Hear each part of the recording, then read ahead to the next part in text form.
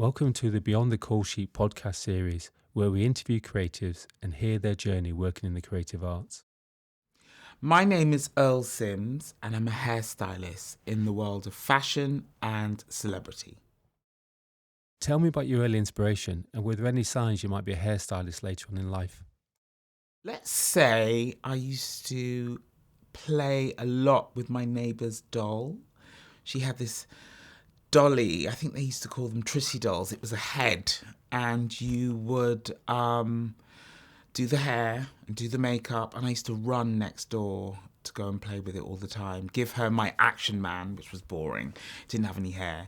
And I would literally be in her house as often as I could to go and play with the hair. And then her mum sort of figured out I could do hair.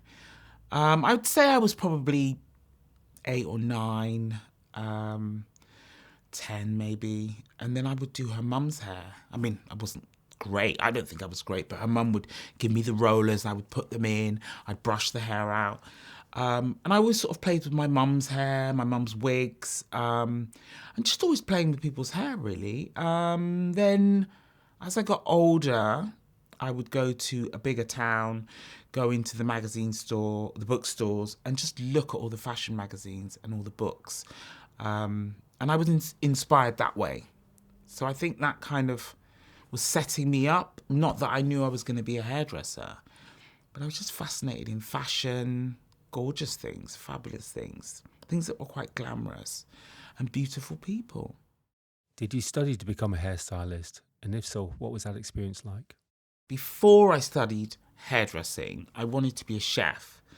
I moved to London, left school at 15, moved to London and went to college for 3 months doing this sort of random catering course thing. It was a kind of, I think they call it YTS, where you're still learning and having lessons, but you're actually focusing on what you want to do, which was catering.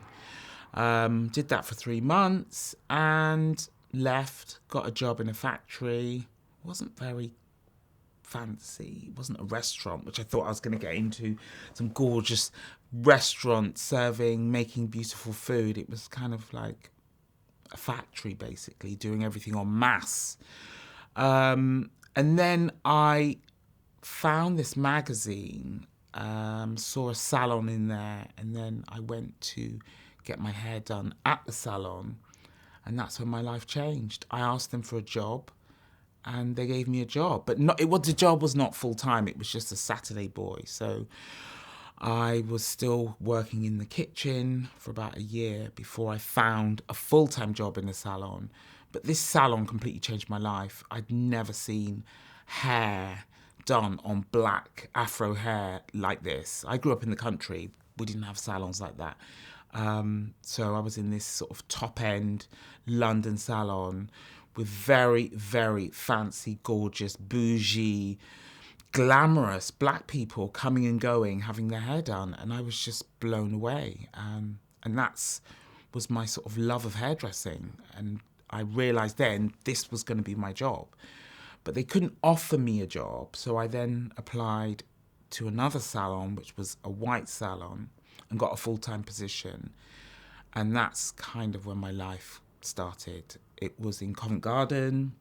It was a long time ago, but it was at a time when you could just be yourself. There were so many characters in the salon, and there were a mix of stylists. So I was learning lots of different things. There were people who were old school. They were wash and set. They were doing blow dries on round brush. And then there was a set of ex-Vidal Sassoon hairstylists that were very much precision cutters. They didn't use brushes to blow dry. They did everything by cutting and finishing from a cut and maybe a Denman brush. That would be it. So my training was going from a black salon to a white salon. So I got the sort of training that not many people would get. So I was working in black hair and then I was working in white hair. So I was lucky to be able to have that training. And then one day somebody said, "You're going to be a session hairdresser." And I thought, well, what's a session hairdresser? And he explained to me, you will work with models, work with celebrities, and you'll be out on set. But I was young. I just thought, no, I want to be in a salon, and that's what I want to do. How long were you working in the salon for until you decided to do session work? I started in the salon at 18. That's when I started training. And I got my first break at the age of 20. But I wasn't really interested in going out and doing people and shoots. I worked with Jason Donovan, if anyone knows who that is. He was in Neighbours. This is like 100 years ago. And Rick Astley, if anyone knows who that is. But I didn't really want to do it. My boss kept saying, oh, go and do these people. They like you. And I was like, no, I want to work in the salon. But then by the time I got to around maybe 26, 27, I wanted to do it full time. But going back, I need to cut back because I, at the age of 23, got a job living in Florence, Italy, and I worked there as a stylist. And it wasn't until I came back at the age of 26, I realised, yeah, I want to do session work. And then that's kind of when I started testing, getting to know people back in London, who I sort of met out on the scene, partying, clubs, just running around, having a good time. And that's how I met a lot of people. And they would take a chance on me and use me for shoots. And that's when it started to take off. And I got into it. And by the time I was probably 29, I left working in the salon in London because I was sort of still working in the salon at the time. I decided I was going to do it full time. And yeah, it took off from there. It wasn't easy, but I kept going. I kept doing it. And it was a lot easier back then because it was about people that you knew that would book you on jobs. And I worked a lot for myself. I didn't have an agent.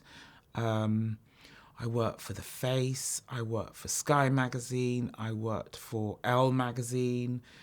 Elle Magazine wasn't main fashion. It was, back of the book. But, it was a start. Sky, I got my own sort of main fashion in that. I worked with Bjork for The Face. I worked with quite a few sort of pop stars that were, at the time, very, very big stars.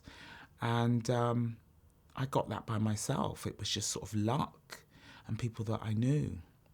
But The Face was like, a cool magazine to work for. And to do that by myself, I pat myself on the back because it wasn't easy to get into those magazines. And then I started to build my portfolio from that, really. What are the differences between finding the work yourself and then eventually working with an agent? Before I got an agent, I was obviously still in the salon doing salon work and session work at the same time. And my boss in the salon fired me because I wouldn't adhere to certain things in the salon. And she basically put the gun to my head and I just said, pull that trigger. And I left. And I then went around with my portfolio, which was not the portfolio that agents wanted to see at the time. It was literally a sort of art book, scrapbook. And I knocked on a lot of doors and they were like, come back. Yeah, come back when you got this, come back when you got that. And I knocked on a few doors that I could tell they were interested, but they needed to see more printed work. And the work that I was giving them was more sort of back of newspapers, back of glossy magazines. But 6 months later, I started getting main sort of fashion in glossy magazines. And then those agents were definitely interested. But one agent in particular, Debbie Walters, I don't know if she's even still around, but as an agent, she said to me, we're interested in you. What do you want to do? I said, well, what do you mean? She was like, we want to take you on. I couldn't believe it. They were the biggest agent at the time, and they had some big names at their agency, big stylists, big fashion stylists, big hairstylists, big makeup artists. And I was like the new boy knocking on the door. And they took me on. And that afternoon, I remember getting lots and lots and lots of phone calls from people saying, congratulations, you've been taken on by one of the best hair and makeup agencies in the world. And yeah, you're kind of on your way. But I didn't really sort of understand all that bit of it. Within a few months, my clients that I was working with by myself were saying, we can't get hold of you, or your rate is too high. And I was like, well, you've got to deal with my agent. And the agency was getting me work where the money was 4 times the money. I would have a car sent to pick me up, a car to take me home, that sort of thing. And just working with bigger and better people. The doors were being opened to a sort of better side of the industry, and a lot more money, and just sort of treated better in a way than when you're doing it yourself. And I didn't have to sort of call accounts to get my money. It was left to the agency. And just basically being looked after and having the door open to more celebrity, definitely more fashion, because that's what I wanted to do. I was more into fashion than celebrity at the time. And working with bigger and better magazines, because I wanted to work for Vogue. Didn't get that straight away, but that was the aim, to work for those kind of magazines. How has your work evolved over the years? The work, how did it evolve? Oh my God, how long have you got? The work, I would like to say it evolved in doing lots of different things. I've done advertising. I've done catalogue work, which some people sort of poo-poo. It's good fun. It's good training as well, where you have to have the hair a certain way for the clients. You know, sometimes you're a bit like, oh, God, there's one strand, and the client's like, oh, there's a strand, and you're like, well, you can't see it, but you can see it, obviously. But, you know, it's good training. Also, working on location is really difficult for a hairstylist. It's not the easiest thing. You know, the client is shooting a certain way and the hair's blowing another way, and you're like, can you not turn her around? It would be easier. Then we wouldn't have to use a wind machine because the hair would blow in the right direction. No, they need to shoot that way because of the light, because of the location. You've got to, as a hairstylist, figure it out and get the hair right. No one cares about what's going on with the hair. They need it to be a certain way. So you do have to think out of the box. You do have to do some things that are sort of almost impossible. I mean, there are times when you're just like, no, it needs to be shot this way. We can't do this way, and you want the hair this way. It's just not going to work. But it depends on who you're working with. Sometimes you just can't have those conversations. So that's really good training. Working on a fashion shoot, a whole nother ball game. You're coming up with ideas. You know, I come from a time where you go on a fashion shoot and the stylist, the photographer will sit you down and say, right, this is what we're shooting. We want a girl in the early 60s. She's a little bit crazy. She's got lots of money. So you need to think about what kind of hair you're going to do. The makeup artist needs to think about what kind of makeup she's going to do. You're not given references. Back then, no one gave you a reference. They might do, but you would have to go away and reference it yourself, especially if you were told 2 days before by your agent, the story is about this. You might go to a library. We didn't have social media. We didn't have all this technology where we could do this and look up things. You'd go to libraries, go and look in old books and just research. So fashion was great because you really had to go away and think about stuff. Then advertising, whole nother world. It's a world where you are asked to do things. Sometimes the client wants you to reference certain things, but they don't really want it. They'll tell you, oh, we need this. We want to make it a bit cooler. We want to make it a bit... But they don't really want that. They just reference those things. So you need to know how to say, oh, yes, okay, I'll give you this, but water it down. They want it curly. They want it wavy, really. They want it straight. They want it bendy. You know, all these things, you've got to know that you can't have a client or tell you something and you take it literally. You have to think outside the box. Then the celebrity thing. I work with lots of celebrities and lots of them are different. Some of them are amazing.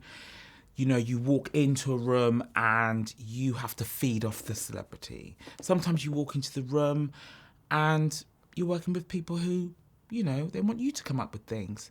Or you walk into the room and you've got 5 different people telling you things. So you have to know how to navigate that room and navigate all those people. It's not easy. Yes, I go home sometimes and I'm like this. But, you know, it comes with the job. Getting off a flight, going straight into a job, being on a red eye, going straight into work, or flying somewhere and your kit doesn't turn up. You've got to figure that out. Clients aren't interested. What do you mean your kit's not here? Well, I don't work for the airline. But sometimes your bag gets lost and you've got to be very smart how you get a basic equipment, especially if you're working in areas that are remote. You're not in a city where you can get to hair supplies. You've got to figure that stuff out because someone's paying you a lot of money to do something and your kit's not there. So, you know, these are the challenges of being a session hairstylist, but I wouldn't change it. It's made me who I am, and I would say to a younger version of me or a younger hairstylist, you have to be tenacious. You have to be someone that likes a challenge, even when you don't want it. You have to be able to deal with it and know that you will get a good result at the end of it. But you've got to be someone that's be prepared to put up with a lot of stuff sometimes. Stuff that you shouldn't have to put up with, but it comes with the job. What can I say? How is it working in different cities, and what are the cultural differences? Yeah, I have worked in other cities with lots of different clients, lots of different celebrities. I've also lived in different cities. I've lived in Paris for a short period. I lived in Italy for a short period. And I also sort of had a minute in New York. Paris, let's start there. Not easy. When you're an outsider coming into Paris life, you're an outsider. It's quite cliquey in Paris. I mean, this was the times when I worked in Paris. I don't know about today or now. It just felt very, well, you're not from here. Why should we take a chance on you? So it took a while for me to work in Paris. But, you know, I had a good time in Paris. I loved being in Paris. I loved learning a new language because I went there, couldn't speak the language. Parisians are very tough with you, which is great, makes you learn. Even when you've got it down, they're still like, that's not correct. But, you know, you just get on with it. But work-wise, it wasn't that successful for me. But I stuck it out. I kept going. Slowly but surely, I started to do the odd job. But, you know, like I said, I was just having a great time living there and experiencing French life, I suppose. And then after that, I sort of came back to London. And then I decided to get an agent in Italy. I didn't really live in Italy for a long time, but I was going back and forth. And then I spent some time there. That's very different. They took a chance and I did build up some Italian clients, but I realized I didn't want to live in Italy anymore. It was just not the place for me. I just thought, no, it's sort of set in a certain way, and I just felt like my work was not going to expand enough. It was just kind of going down one way. So, you know, it was a good experience. Also, I get to learn the language, and that was fun. I met some interesting people. But then I came back to London and then decided to tap into New York, which was a great experience. It kind of brought me to where I am today in my career. Not an easy place, but they do take a risk. They do take a chance. They like new people. They like someone from somewhere else. They give you an opportunity. That's what I would say about American sort of life and session work. It wasn't easy, but people take a chance on you. And I will say that it's definitely got me where I am today, brought me right back round full circle, back to the sort of European type of work, European sort of clients. And now I would say that my work is global. I think because I've gone around, done all the bits that I needed to do. It's what people did back in the day. You went off to Paris, you went off to Milan, you went off to New York. I mean, you don't have to do that now necessarily, but the industry is very different now. But I think my work is quite international. I'm sort of known for working around the globe, which is great. I get to travel, I get to see different things. Sometimes I'll bust some French, bust some Italian. People are like, oh, you speak Italian? I'm like, yes, be very careful what you're saying, because I understand.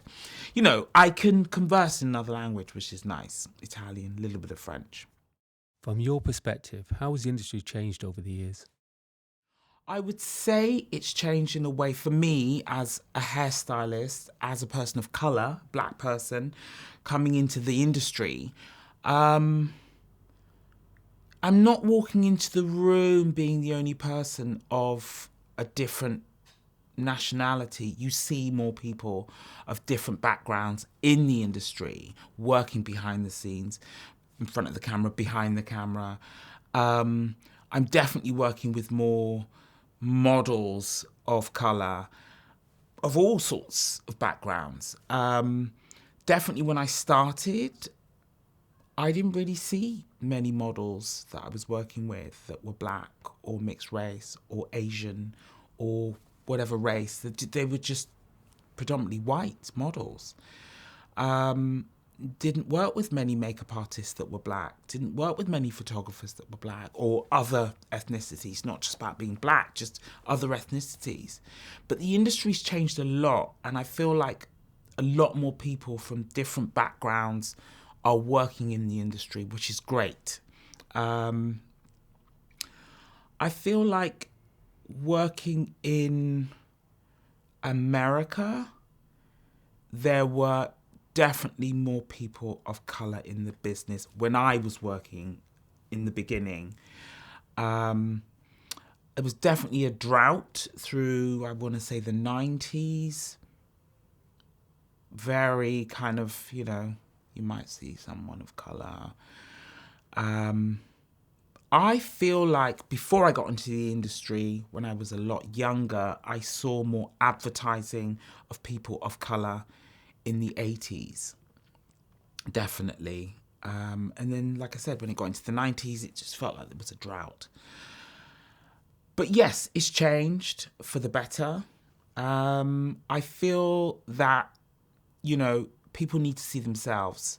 People need to walk into the room and know that they're going to get their hair done and not feel excluded. Know that they're going to get their makeup done and not feel weird because there's colour of their skin.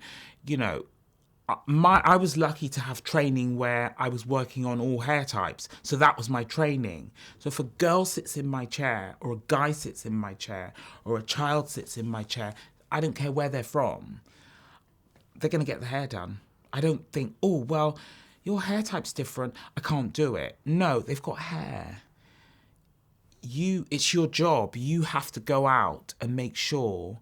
I'm not saying you know everything, because I'm being taught by the talent sometimes that their hair doesn't like a certain product, or, I can't do something to their hair because it's going to do something else. They're teaching me. But you have to work with people from all parts of the globe. You need to know enough to not exclude anyone. So yes, the industry's changed a lot that way. And it's nice to walk into the room and see lots of different faces from everywhere and not feel like you're the only one. So yeah, the business has evolved. Hopefully it'll keep evolving. How has celebrity culture informed or changed your work? I would say because the industry's changed a lot, back in the day it was fashion models on the front cover of magazines. But the celebrity thing has grown.